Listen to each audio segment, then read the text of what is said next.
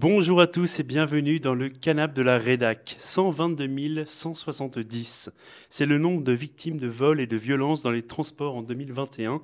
Et notre invité a vécu et continue à vivre dans sa chair les séquelles d'une agression qu'il a subie en 2017, c'était un 13 novembre, et qui a failli lui coûter la vie. Et une agression pour laquelle son agresseur n'a jamais été ni condamné ni confondu.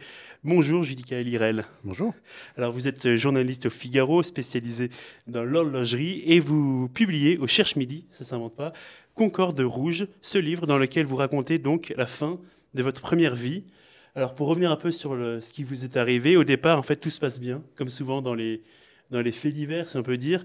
Et il est environ 19h30, vous rentrez de chez vous après une grosse journée de travail et vous arrivez au métro Concorde. Et là ça dérape. Est-ce que vous pouvez nous raconter ce qui s'est passé ce jour-là ? Ah oui, c'est assez simple, c'est quelque chose qui peut arriver à n'importe qui en rentrant du travail. Vous prenez le métro à l'heure de pointe, en plein milieu de Paris, et devant moi, il y avait un type avec une bouteille à la main, une grande bouteille de bière à la main dans le métro. Bon, j'avais vu du coin de l'œil, et puis en arrivant à la station Concorde, il descend devant moi. Je descends juste après lui. Il y a un grand escalier au bout de ce quai, la ligne 8 vers la ligne 1, pour une grande correspondance sous la place. Et une jeune femme descend devant lui, donc on monte l'escalier en premier. Il la regarde ostensiblement, il lui met une énorme main aux fesses, il n'y a pas d'autre mot, excusez-moi, il faudra inventer un autre mot vu le geste. Évidemment, elle le prend très mal et elle réagit. Elle enlève ses écouteurs, elle proteste, ça va pas. Et il commence à s'embrouiller. Il y a pas et puis voilà. Et là, quand j'ai vu dans l'état du garçon et comment ça se présentait, je me suis dit, je ne vais pas attendre qu'elle se fasse frapper pour agir. Parce qu'il me paraissait évident que ça allait mal finir. Donc je me suis juste mêlé calmement pour l'exfiltrer et partir avec elle, tout simplement. J'ai dit à ce type qui savait très bien ce qu'il avait fait, qu'on allait en rester là. Il m'a proposé de me battre en se mettant en garde, ce que j'ai gentiment décliné, parce que je n'avais pas que ça à faire de me battre avec un type ivre dans le métro en rentrant du bureau. Et on est partis tous les deux comme ça, et j'allais lui donner ma carte de visite pour qu'elle puisse porter plainte. Il nous a doublés en grommelant et en m'insultant. Et puis il a disparu. Donc bon, affaire classée, je me disais, c'est bien, encore un lâche de plus qui s'enfuit dès qu'on s'y intéresse, parce que ça m'est déjà arrivé d'intervenir comme ça, sans jamais me battre, mais juste pour décourager par la présence et en parlant à la victime. Ce que je ne savais pas, c'est qu'il s'était caché dans un couloir latéral de ce grand couloir qui passe sous la place de la Concorde, qu'il a mis sa capuche et qu'il arrive derrière moi et qu'il m'a donné un grand coup à la tempe avec son poing et sa bouteille. Donc il m'a littéralement mis KO directement, explosé la tempe. Et après, une fois que j'étais KO, il m'a émietté la tête à coups de pied. Donc, je pense que je l'avais légèrement vexé, a priori. Et en fait, tout ça, vous ne vous en rappelez pas? Non, parce que j'étais inconscient. Ouais. Je suis ravi de ne pas m'en rappeler, à vrai dire. Ouais. C'est beaucoup mieux. Je ne sais pas comment font les boxeurs, mais moi, j'ai aucun souvenir de tout ça. D'ailleurs, vous dites que finalement, c'est elle, l'héroïne. À la base, vous étiez là pour la protéger. Oui, c'est assez paradoxal, parce que finalement, moi, j'ai été le seul à m'arrêter pour me soucier de son cas quand elle s'est fait agresser. Et quelques minutes après, il n'y a que elle qui m'a porté assistance quand je me suis fait agresser. Et quand je suis arrivé à l'hôpital, on m'a dit que si j'avais pas la peau, mon visage tomberait tellement elle était émiettée, ce qui est assez sympathique. Et surtout, on m'a dit que j'étais passé à 2 coups de pied du cimetière. Or, elle m'a expliqué plus tard, parce qu'on s'est revus, qu'elle s'était couchée sur moi pour me protéger, qu'elle avait pris des coups de pied à ma place. Donc, si elle n'avait pas été là pour le faire, je ne serais pas là pour en parler. Pourquoi personne n'est intervenu quand vous avez vu, un peu comme le bon samaritain, vous savez, on est sur une antenne catholique, mais faites rouer de coups et les gens passent leur chemin. Comment vous expliquez ça? Je dirais qu'il y a 2 facettes. Il y a un mélange de peur et d'individualisme. Chacun s'occupe de lui. Ça, c'est très contemporain. Avant, on disait, je crois que c'était un vieux slogan, le secours catholique, si je me rappelle bien, il appartient à chacun de penser à tous. C'est pas exactement la philosophie la plus à la mode à l'heure actuelle. Chacun s'occupe de lui d'abord. Il y a des droits plus que le devoir, généralement. Donc ça, c'est la première chose. Après, on a peur, tout simplement. Quand quelqu'un voit quelque chose comme ça, une agression ultra violente, parce que là, c'était ultra violent, le cerveau met un certain temps à réaliser. Il y a une sorte de sidération. Vous ne comprenez pas que ce que vous voyez existe vraiment, que ce n'est pas la télévision, que ce n'est pas le cinéma. Et après, arrive soit la volonté d'intervenir, soit la peur et le fait de passer son chemin. En tant que journaliste, même s'il n'est pas le cœur de votre activité de traiter ces sujets-là, ça vous a fait plus comprendre ce qu'ont pu vivre les victimes du 13 novembre 2015, peut-être? Là, je suis journaliste sur le jet à l'heure actuelle, mais par le passé, je travaillais au Point quand ces événements sont arrivés. Et c'est aussi pour ça que j'avais aucune envie de me battre ce soir-là. C'est que j'étais, comme on dit, de service le soir du 13 novembre. J'ai fait partie de tous ces journalistes qui étaient derrière leur écran, en train de traiter l'actualité en temps réel, de voir ce qu'on n'avait pas envie de voir, de faire attention à ne pas dire ce qu'il ne fallait pas dire. Et évidemment, ce n'est pas des très très bons souvenirs. Donc on a autre chose à penser. Je pense que beaucoup de Français gambergent ce genre de jour d'anniversaire parce qu'on a tous des mauvais souvenirs, ne serait-ce que le bruit des ambulances. Dans votre livre, ce qui est assez quand même assez fou, c'est que finalement vous arrivez un peu à raconter de manière un peu poétique ce qui se passe à l'hôpital. Comment vous trouvez les ressources pour raconter ça? Je pense que les journalistes ont une sorte, comme on dit en philosophie, de distanciation philosophique et l'objet. C'est-à-dire qu'en même temps, on vit les choses, mais on les vit en tant qu'observateur, donc on les vit deux fois. On les vit en tant qu'acteur et en tant qu'observateur. Donc inconsciemment, dans un coin du cerveau, quand vous faites quelque chose et que vous êtes journaliste, c'est pas potentiellement un sujet, mais vous le mémorisez. Et là, c'est revenu comme ça au fur et à mesure. Je m'en suis rappelé, donc je suis même surpris de m'en rappeler. Après, j'ai un peu triché parce que c'est un livre qui se passe finalement dans le métro, mais je l'ai aussi écrit dans le métro. Oui, c'est vrai que c'est. Je l'ai écrit entre Château de Vincennes et Palais Royal, tous les matins en allant au bureau. Pour vous. C'est une sorte d'immersion, parce que c'est une sorte d'ambiance. Hein. Il y a la lumière, il y a les bruits, il y a l'odeur. Vraiment, on est dans le métro. Et ça m'a, je pense, aidé à me replonger dans les événements. Vous avez fait d'ailleurs un post sur les réseaux sociaux quelques jours après.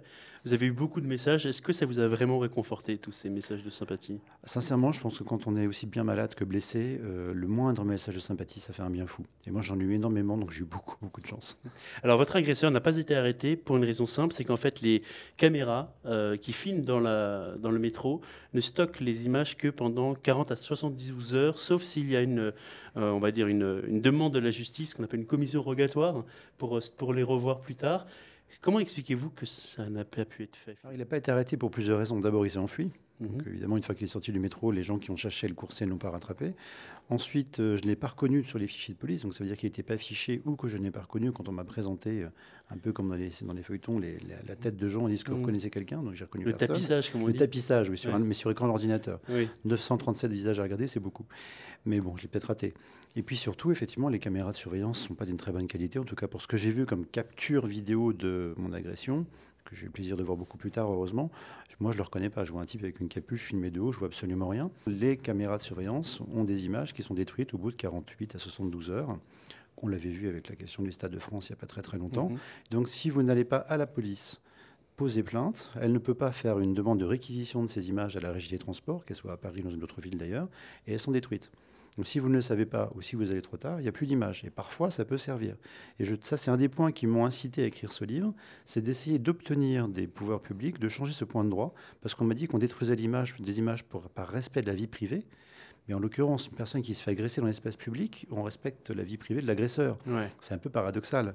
En fait, il suffirait de faire une petite dérogation qui finalement n'est pas vraiment une agression au droit individuel, en disant si les agents de telle régie constatent une agression, on garde les vidéos par défaut au cas où il y aura une plainte. Simplement, ce que je voudrais, c'est qu'on simplifie la vie aux victimes. Vous dites ne pas mourir est une chose, survivre en est une autre.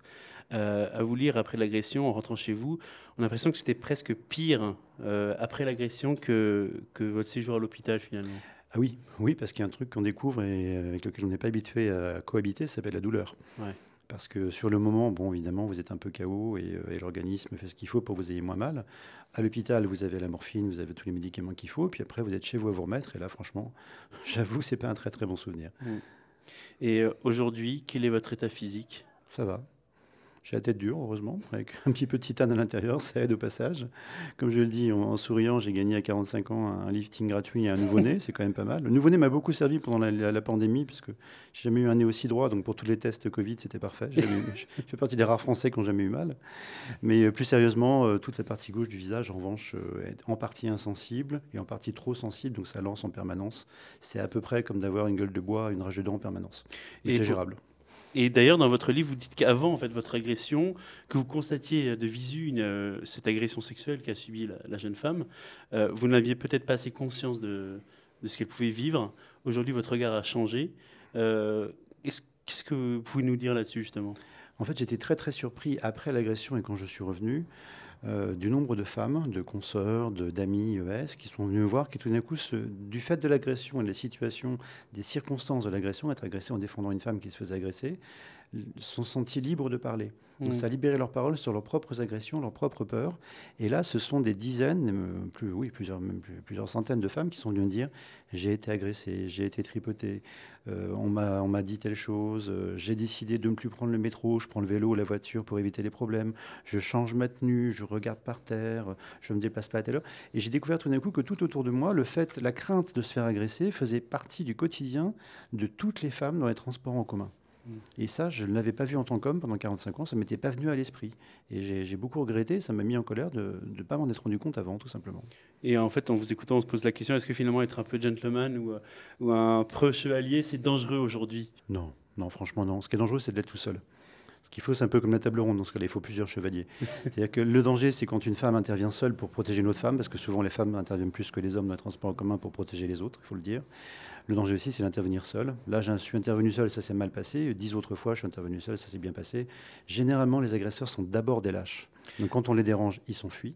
Mais ce qu'il faut, c'est si possible déjà rassurer la victime, mais aussi essayer d'être plusieurs, calmement, sans inciter au conflit, mais décourager les agresseurs. S'il y avait une machine à remonter le temps, qu'est-ce que vous feriez? Vous feriez la même chose? Ah oui, je ferais absolument la même chose. Oui, c'est pas... En connaissant les circonstances. Entièrement, malgré ce que ça a fait subir aussi comme épreuve à ma famille, parce que pour les proches, c'est quand même pas le genre de choses très facile quand on rentre avec 14 factures à la maison, ou plutôt quand on ne rentre pas d'ailleurs. D'ailleurs, c'était bientôt l'anniversaire de votre fils, ce soir-là. Oui, oui, ça approchait, oui. Mm. Mais non, j'ai aucun regret, je ferai exactement la même chose. Je considère que ne pas se soucier des autres, c'est quelque chose qui n'est pas négociable. Et la jeune femme qui vous a agressé, vous avez gardé contact avec elle? On a repris contact tardivement parce que malheureusement, on lui avait dit qu'elle ne pouvait pas me contacter. Donc, on a mis un certain temps à se contacter, puis le Covid est passé par là. Mais on a repris contact, on s'est revus.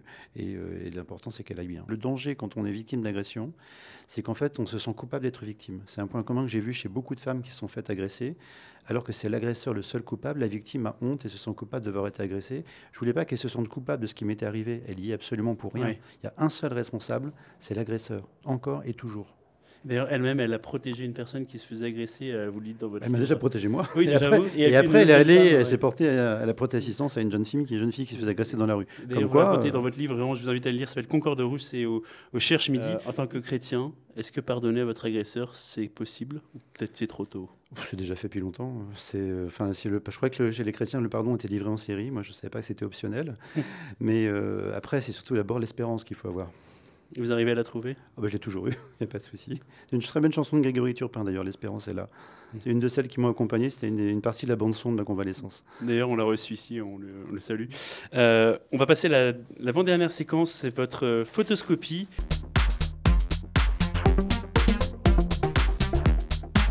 Première photo.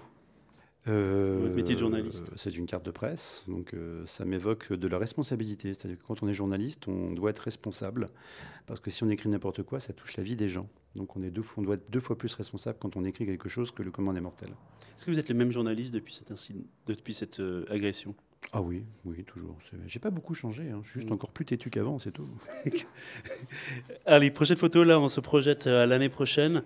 En termes de sécurité, qu'est-ce que ça vous évoque? Donc là, on voit une image de synthèse des Jeux Olympiques à Paris, avec ce défilé sur la Seine. Moi, ça m'évoque des ennuis potentiels, parce que j'ai l'impression que la mairie de Paris et la ville de Paris, la RATP, enfin les transports en général et la sécurité ne sont pas du tout prêts. Et j'ai vraiment peur quand je vois que déjà au quotidien, il y a autant d'agressions et de femmes agressées. Je me dis, mais comment ça va se passer quand on va accueillir la moitié du monde dans la ville? Ça risque d'être un carnage. Donc ça vous inquiète un peu? Ça m'inquiète énormément. Énormément. Je ne vois pas du tout en quoi est-ce qu'on est prêt. Allez, troisième photo. Une montre Omega en hommage à James Bond 007. Comment c'est né votre passion pour les montres? Ah, ça, c'est une bonne question. Je crois que c'est parce que mon père n'en portait pas. Ouais. En fait, on n'a jamais eu de montre à la maison et ça me paraissait intéressant de comprendre à quoi servaient ces objets qu'on n'utilisait pas. Et est-ce qu'il y a une montre comme ça qui vous a marqué plus que d'autres? Ah, celle que je porte au poignet, oui. C'est une petite montre avec un Mickey qui donne l'heure avec les bras et j'adore ce genre de blague. Quatrième photo. Ah, je la connais bien celle-là. Ouais. Elle m'accompagne depuis quelques années maintenant. C'est la médaille pour acte de courage et de dévouement, qui est une médaille qui est prisée des policiers, des pompiers et des gendarmes, parce que c'est des gens qui font bien leur travail et qu'on donne à ceux qui sont mis en danger pour la recevoir en rendant service aux citoyens. Et c'est celle qu'on m'a remise et qui m'a fait beaucoup apprécier de l'avoir, en sachant combien c'est difficile de l'avoir quand on est un professionnel, de risquer sa vie pour les autres. Peut-être une petite question, est-ce que vous l'avez vécu comme une récompense ou est-ce que vous êtes dit, bon, bah, ils n'ont pas pu arrêter mon agresseur, quelque part, c'est une manière un peu de se dédommager? Il n'y a pas eu un peu de ça? Non, j'ai trouvé ça très très touchant, très gentil, parce que c'est la maire de ma ville qui l'a demandé. C'était pas une obligation et j'ai trouvé que ça faisait du bien à tout le monde, aussi bien moi qu'à mes proches. Et j'étais très honoré qu'on me la remette. Et encore plus honoré en sachant la difficulté qu'on a à l'avoir quand on est vraiment à exercer ce métier en permanence de professionnel de la sécurité, pompiers, policiers, gendarmes. D'ailleurs, il y a eu un non-lieu pour... Non, ça a été classé sans suite. C'était classé sans suite. Ça participe à une certaine colère aussi? Non, c'est pas le classement sans suite qui peut mettre en colère. C'est plutôt le seul regret que j'ai dans toute cette histoire, c'est que l'individu en question a agressé une femme, a failli me tuer en 5 minutes et a disparu. et que je ne peux pas m'empêcher de me demander qu'est-ce qu'il a pu faire après de pire. Dernière photo. Ah, le loisir créatif que j'ai en commun avec mon épouse, avec la mafia bretonne, puisque Qu'on nous sommes salue d'ailleurs. bretons tous les deux. Racontez-nous un peu l'histoire de la mafia bretonne. D'où ça vient? Ça va intéresser nos auditeurs. Oui, parce qu'aujourd'hui, je suis journaliste au Figaro, mais avant, j'étais journaliste au Point. Et à l'époque, quand j'étais journaliste au Point, Emmanuel Macron est allé pour la première fois au Vatican avec le ministre des Affaires étrangères à l'époque, Jean-Yves Le Drian. Et évidemment, Jean-Yves Le Drian est tombé sur un évêque avec qui il était en classe en Bretagne auparavant. Et Emmanuel Macron avait cette réflexion très drôle de dire ils sont partout, ces Bretons, c'est la mafia bretonne. Voilà. Donc, du coup, quand on a vu cette blague avec un autre ami breton de la rédaction du Point, on s'est dit c'est pas une très bonne blague, la mafia en Italie. Par contre, c'est une très bonne marque. Et donc, pour la blague, qu'on a créée avec mon épouse, une marque mafia bretonne. Et ça continue un petit peu. Avec des suites, des t-shirts, etc. Et là où c'est très drôle, c'est que le curé de la paroisse de ma belle-mère, en voyant ça, nous a demandé un t-shirt pour le donner au pape François en disant je vais le voir à Place Saint-Pierre, donnez-moi un t-shirt. Et du coup, en fait, il a remis un t-shirt mafia bretonne au pape François à Place Saint-Pierre, qui était mort de rire, comme on peut le connaître, en voyant le truc. Et la photo est passée sur le Facebook local de ce père, le père Guillotel, il se reconnaîtra. Et après, c'est passé sur le petit journal local, puis après, c'est passé sur Ouest France, et puis après, c'est passé à l'AFP, ce qu'on appelle les dépêches insolites. Oui. Les curés breton remet un t-shirt mafia bretonne au pape François. Ce qui est amusant, c'est qu'on avait une marque qui avait à peu près 10 exemplaires en tout, qu'on a eu des centaines de milliers d'articles à ce sujet, mais qu'on n'avait rien à vendre. Et du coup, vous allez le refaire un peu Un petit peu, mais bon, il faut trouver le temps de faire bien les choses et surtout de ne pas produire au bout du monde et de créer des emplois ici. À l'heure actuelle, c'est quand même très compliqué, le textile et l'inflation. Et puis, on n'a pas que ça à faire. S'il y a une personne que vous aimeriez qu'on invite dans ce canapé, ce serait qui, Judica Lirel? Vous me posez une colle absolument dramatique. J'en sais absolument rien. Ah si, je dirais à quelqu'un qui est attaché à l'horlogerie, et que vous connaissez sans doute pas, qui s'appelle Luc Pétavino, qui a lancé il y a quelques années une initiative qui s'appelle Only Watch. C'est une vente aux enchères caritatives de montres de luxe à Monaco contre la dystrophie de Duchenne.